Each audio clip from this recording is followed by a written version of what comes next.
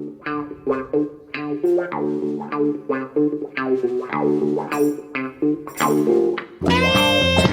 evening, Gavin. Good evening, TC, and welcome all to our weekly podcast, Terry Curran's The Curran View, with the idol of Hillsborough, Mr. Terry Curran. Steady away, son, how are you? Yeah, steady away. Just put I've off had my a bad week, really. stroke there. I was just going through the social media accounts, and fans are in a dilemma. The dream team are on different games in terms of pundits, so fans don't know what game to watch. That is in the envelope of what a load of bollocks. I do not watch any game when I look at who the presenters are. I generally turn the telly down because I'm sick to death of these woke idiots commentating and commenting on games that they know Allowed them to sweet get FA away with about. it for long enough now. TC, I don't know. I think people are getting sick of it, aren't they? Absolutely. We're going to be talking about that a little bit later in the podcast, but I had to do that because I nearly choked on my ice cream, TC, when I read that. Football is dying, Gabby. It is dying. I think it's almost dead. You know, Regardless of what these clowns want to people tell are you. getting fed up of it now. I mean, it's woke, it's boring, it's sterile, it's all the above. I like to be entertained, and often I'll turn off a game at half time and watch Netflix, and it's far more entertaining. But, that's another story, and that's another debate. What magic moments have you sourced for us, T? Because there are still some magic moments about what you found this week. Yeah, listen, as usual, there's that many about. I'm going for Fulham's goal, the second goal. Yes. EOB for Fulham against Manchester United. Yeah, good goal. Great move and a great finish. How bad though is their goalkeeper? But I try not to use any of yours, but you put some up. So I try to look for something. If something really, really, really stands out. But I did like that goal. That goalkeeper is definitely not an upgrade on De Gea, is he? No. You don't hear. It's funny, isn't it? Yeah. Roy Keane slagged De Gea off. Yeah, absolutely, yeah. And he never says a dicky bird about this goalkeeper. I wonder why. It's almost as though they're told not to say certain things and follow certain narratives, aren't they? Well, they are told that. But you wouldn't expect Roy Keane to go along that line, would you? You wouldn't, but it appears as though most do toe the party line, so to speak, just to keep that gravy train ticking along nicely. The magic moments that I've looked at this week and thought, wow, fantastic. You put some great ones up again and all that. I mean, I'm a big fan of Paulo Dybala. He's been cursed by injuries. I mean, the boy has been so unlucky with injuries wherever he's gone. It happens to a lot of us, Gabby, that. Yeah, I know it does too, and it's a real shame. Some get away with it and don't get any injuries, and some are just absolutely so unlucky. Absolutely blighted, and Dybala is one of those that is blighted. Man City have just taken a 1-0 lead in the third minute. I was just reading that about Dybala at number one, and I think it was Haaland that scored. I mean, that fella's dried up, hasn't he? If you listen to these so-called experts, you just couldn't make it up. They're just all so stupid. It's beyond comprehension. But Dybala, I think he is a tremendous player, and if he's playing, Roma are playing, I'll turn the telly on to watch him because the kid is an absolute magician. Another assist by KDB. Glad to see him back as well. When I watch the Spanish football, their commentators are pundits, are far, far superior to any of ours. Well, I think that they get jobs, on credit. They get jobs because they're good at the jobs. Our lot get jobs because they've got bloody good agents. They tick the boxes, Gabby. Well, they do because they have agents that tick boxes for them. They'll go, I've got a bird. She can, looks half decent. She can talk. Does she know much about football? She doesn't really need to. She played in the WSL. Well, give her the gig then. And this is what they do. It's a takeover. They get rid of the old blokes that know what they're talking about in regards of football. And in other countries, they still have that format. In this country, Sky's still going, really. Well, I just think most of us watch it because we do like to watch the football and we like to watch English football. So I I'll think tell you that's why it. they're watching, Gabby. Because they're all frightened of the bloody wives. They've got Coronation Street and EastEnders on and all that. Well, again, But that's when another good football's shout. on, they'll go into bedroom to watch it. Well, I mean, we're not even joking about that, because what used to happen in the olden days, the factories, piled out. The old man would go down the pub and then go down to watch a game of football, pretty much to keep away from the missus. Hmm. That's what football was built upon. It is changing these days, and I think that it's a bit of a quantum leap, and we're not ready for it. But I go back. Well, he's Most totally people not ready watch. for it. He should never. He should never. What listen? What did No, I shouldn't say to have. you Yeah, a lot absolutely. ago? Yeah, Oh, by the way, there isn't enough money for men's and women's football. yeah, mm, I tell you what would happen. yeah. You did, yeah. We should do a Mystic TC instead of It's not to do Mystic with Men. mistake. All you got to do is read the story, not a story. No, but you've been saying things 20 years ago that are coming true when people used to laugh at you. Yeah, I've written things but you can 20 see what years would ago. you can see what would happen. Yeah, you can, yeah, yeah. And it's been sped up It over the weren't. last It few weren't. years. Listen, it weren't rocket science No, it wasn't. when Jimmy Hill got Coventry, Mm, built an all-seater stadium. yeah. You know that was going to follow on, Mm, right? 100%. Once you started to get foreign players coming into Yeah. your leagues, Mm, you knew they were going to give me more and more, right? Then they screamed out racism, yeah. right, which frightened everybody to death. Yep. So nobody dares say anything. Now we're overflown with. I mean, the whites now are the minority in football. Yeah, they certainly are. I mean, if you're white and you have an opinion and you're of a certain age, you're You're a almost misogynist. yeah, You're a yeah, racist. absolutely. You know, Yeah, well, anybody what falls for it yeah, doesn't say anything. They deserve all they get. absolutely. And being called a dinosaur is okay. You say good girl to someone who's a commentator or a journalist, and the woke and the snowflakes are up in arms, But he was and then taking one the people piss, say, weren't he? of course he was She taking the was piss. trying to. Yeah, Anybody watch that interview, you could see what she was trying to do. absolutely. So what? Tell me, what could he do if he walks away? Is a misogynist, Yeah. right? Mm. I mean, he summed it up right. Absolutely. You He see, summed it up right. the biggest problem with If all that had this, been a man and he said, young boy, no would have been said. of course he wouldn't have. But again, if they want equality and they want to enter a man's world, they're going to be treated the same way as the men are, and the men were. Gabby, people are frightened to death. You They can are. see what's up with them. Absolutely. I mean, I posted up today on the Curran View group about the Celtic press conference. It's been delayed because he's waiting for us to finish the ironing. Yeah, brilliant. And I put on it. Yeah. I put a smiley face on it. Exactly. I mean, everybody's Yeah, talking yeah. about Joey Barton. Yeah. Where was he 4 years ago Yeah. when he was managing? Again, when they're in the game. Look, I'm pleased that he's doing it. Don't get me wrong, I am pleased he's doing it. Absolutely. Matt Letizia gave up his job. Yep. Yep. Because he was willing to lose his job. Yeah, for his opinions, his ideals, and his thought process and patterns. Others aren't as brave as Matt Letizia. Do you think that they got me that? Do you think I would have kneeled in football? You wouldn't have lasted 5 minutes. Hudson wouldn't have lasted 5 minutes. I looked all the way, me. Yeah, all you players wouldn't have lasted 5 minutes in this modern game now because, I don't know how many because you tell the truth. Listen, Gabby, even in my day, there was still a lot of them went along with what was said to them. Oh, without a doubt, but it's worse now. I mean, it's so much worse now. So much worse now.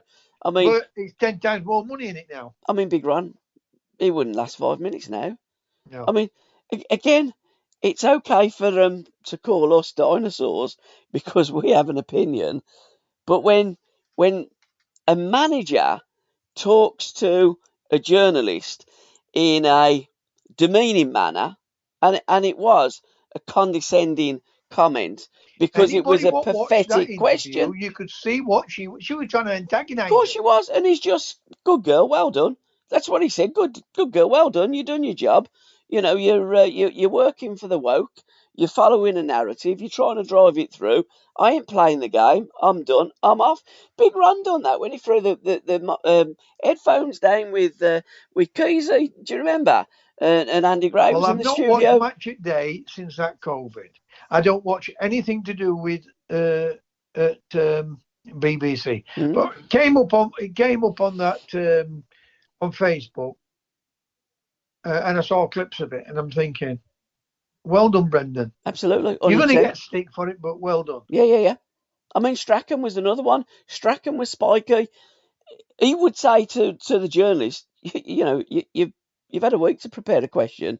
If that's the best you've got, I ain't answering it. So yeah, I'm off. Cloughy would say, young man, when I want your opinion, I'll tell you what to say.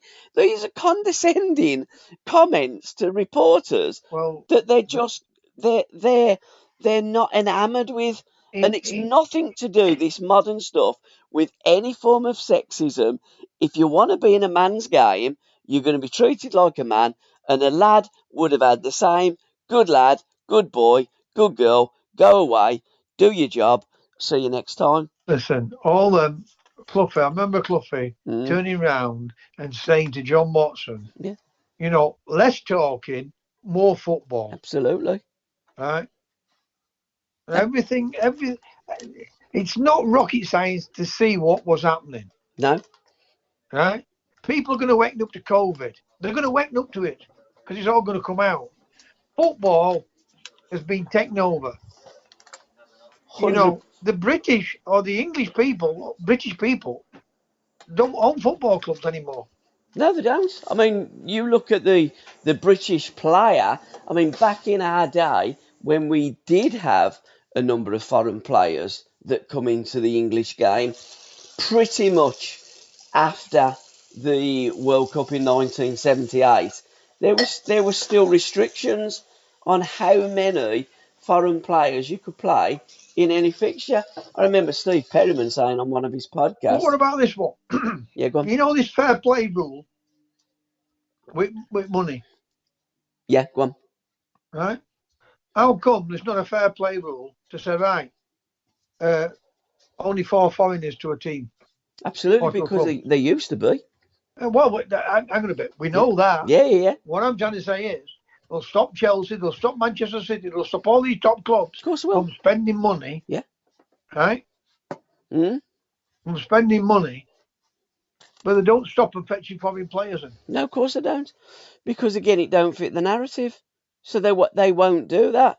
I mean, you look at the FA Cup tonight. Leicester City and Bournemouth have made between them about 16, 18 changes to the lineups. I didn't even look at it. If that was a TV game, I would have pulled the plug so no one can watch it. And after the game, I'd have let them carry on and play the game. I'd have booted both teams out of the FA Cup because there is a rule in football, whether it be the Cup or whether it be a league game, that you must play your strongest team They any used to time. be. That it still is too. Does that It's rule never still been. count? Yes, but as far as I'm aware, Well, how it come still they used counts. to get fined? How come nobody gets fined for it? Exactly, and this is my point. And I think what I would do for the FA Cup, You great see touch by that the way by those Holland. cup Yeah, competitions, the Continentals have never bothered about their no, cups they haven't. No, ever. no, they haven't. They've No. been brought up. Listen, I said today, right, and I do think part of it could have been really, really good Mm, for young kids in football, the academies. yeah. Wilkinson and them set these academies up, and they fetched people in who they could boss, Mm, who would bow to them and say yes or no to, and it's backfired on all the English coaches. yeah. So I've any sympathy for English, not one little bit. No, You neither have I. deserve all you get because you Absolutely, stand back like cowards. You absolutely. wouldn't say anything, and you deserve all you get. And then when Gary Neville talks about Chelsea, Yeah, what's yeah, it, blue billionaires, bottle yeah. jobs, and you go in, you are the one that now is asking for an handout or other monies to come into your Salford team. Well, hang on a bit. The guy who owns Valencia, isn't he a billionaire? Exactly, yeah. He took him out there. Yeah. Right?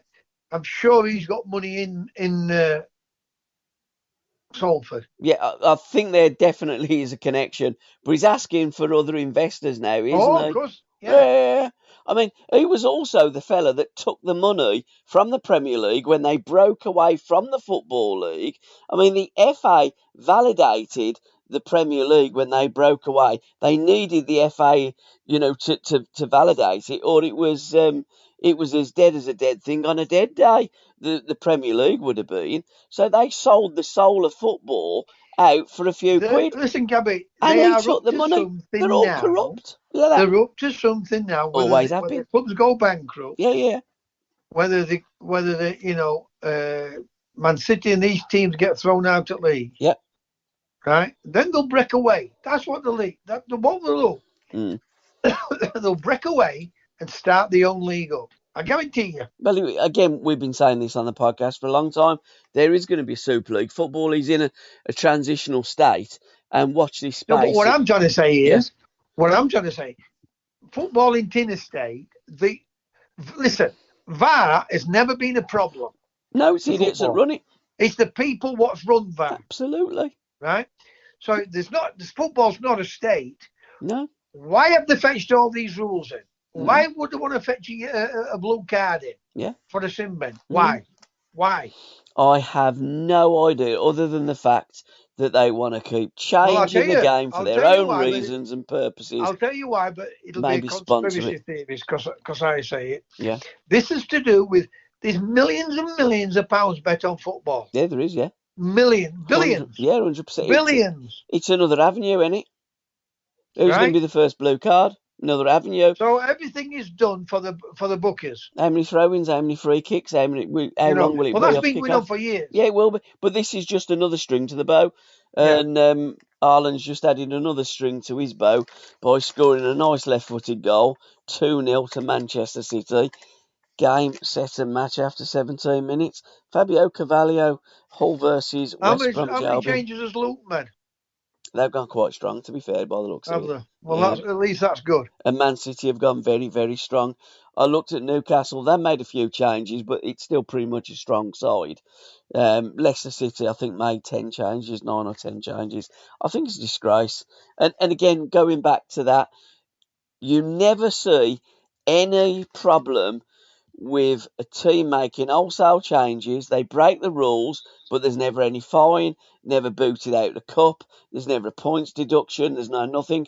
But when it comes to financial irregularities, oh my God, they throw the book at them. It's absolutely pathetic, and it just stinks of you can do whatever you like. I'm losing interest in it, Gabby. I am as well. You don't believe how much I'm losing interest No, it's the same with me, T, because if it's financial, they'll throw the book, they'll deduct your points, but when it's an actual footballing decision, they're not interested. Well, the financial side of it, there's that much money what's come into it. Yeah, absolutely. I don't mind that from it. It's the woke and that goal. There were 2 goals on Sunday. Yes. Chelsea and Liverpool. Right? Yep. And they give both offside or foul and offside. Yeah. I'm thinking to myself. Yeah. Sport the game, didn't it? If it weren't for this VAR, I know. There wouldn't have been something that had been giving them goals. It'd have been 1-1. It'd been 1-1, and the game would have carried on as it carried on when Chelsea scored. Then you get the pundits. All they want to criticise is somebody wins 5-4. Bad match, that. Yeah. Bad match. Can't defend. It's unreal. It is. I looked at that still of Sterling. To be fair, I watched it in real time, and I said to Tom as he was watching it, I think he's offside. And then when they showed it back, and I said, no, it was a well-timed run. 100% he's onside. He is 100% onside. And I looked at the stills. He's definitely onside, Sterling. And they ruled it out offside. I'm going, I just don't get it. I don't believe it.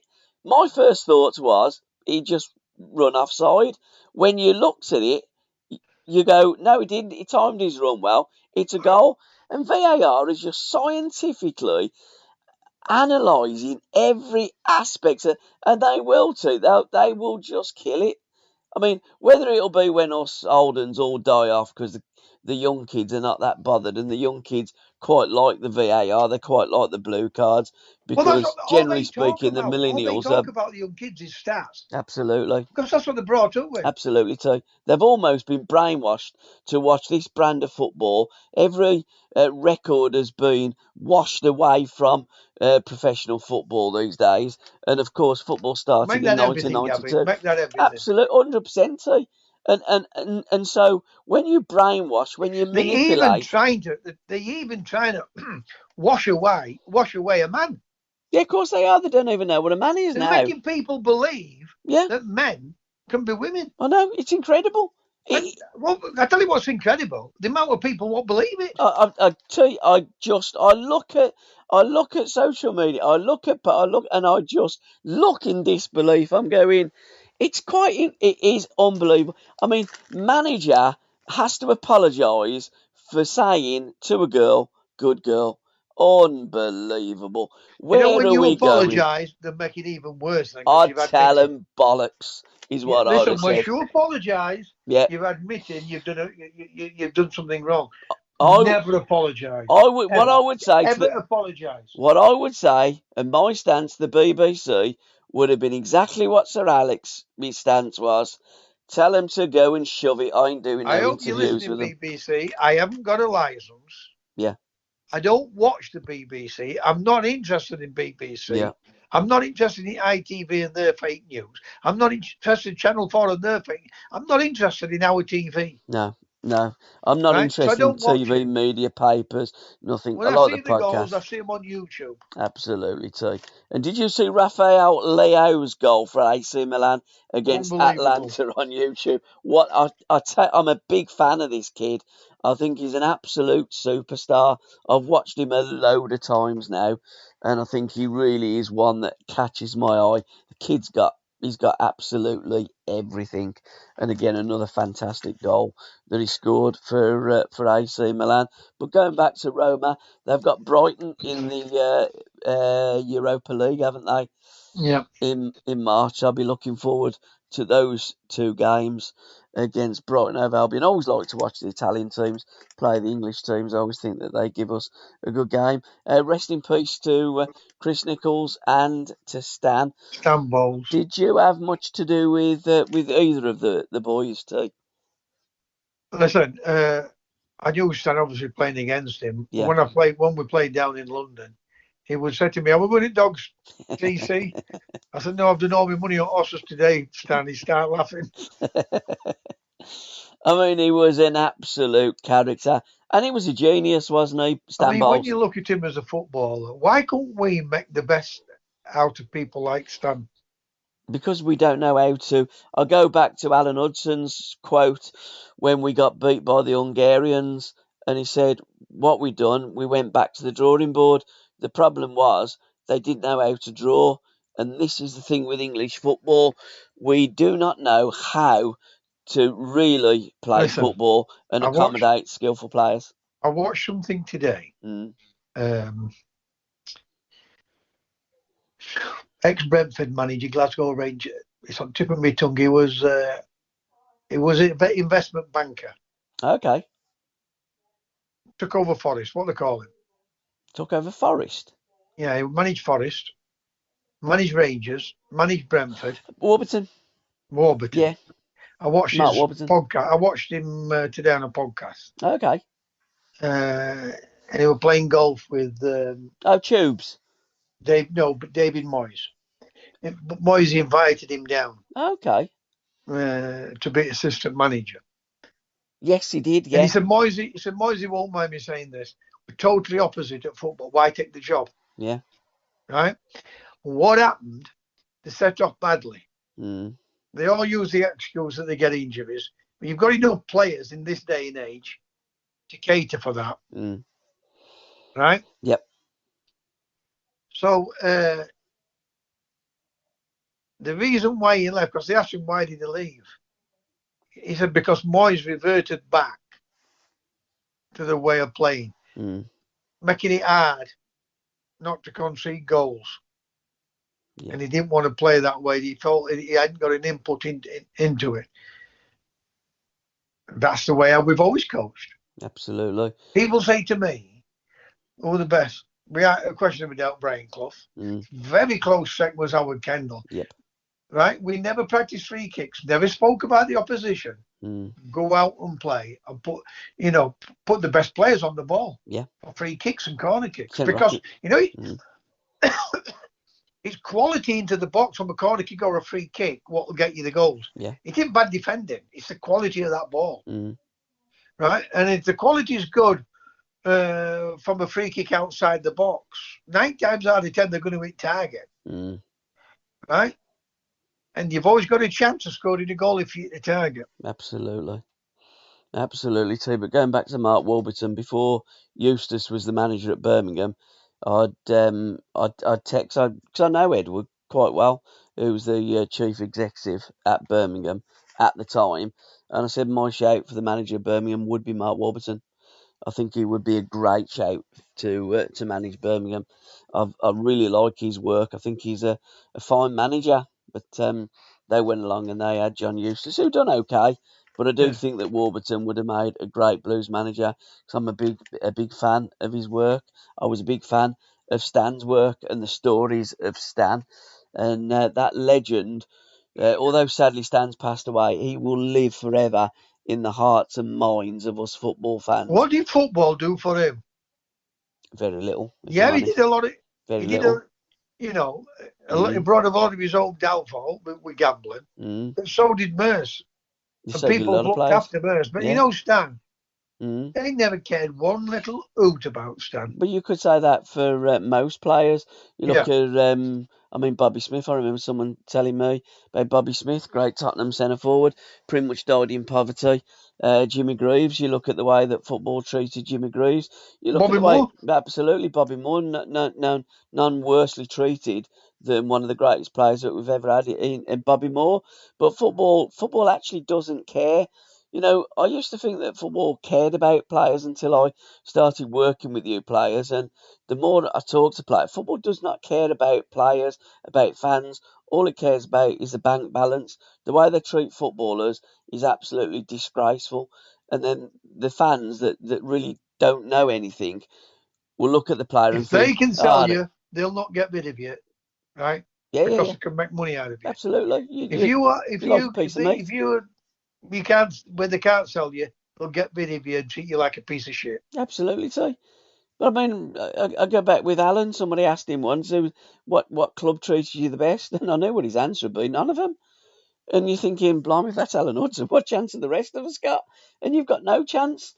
Huddy always says they'll put the statue up after you've passed away, but they'll do fuck all for you while you're alive, and it's an absolute disgrace. And football should hang its head in shame for the way that it's treated its superstars over the generations and over the American years. football, their players what get injured get a fortune. Our players get nothing. Absolutely. No help. It's not even an industrial injury. You've done it at work. Yeah, I know.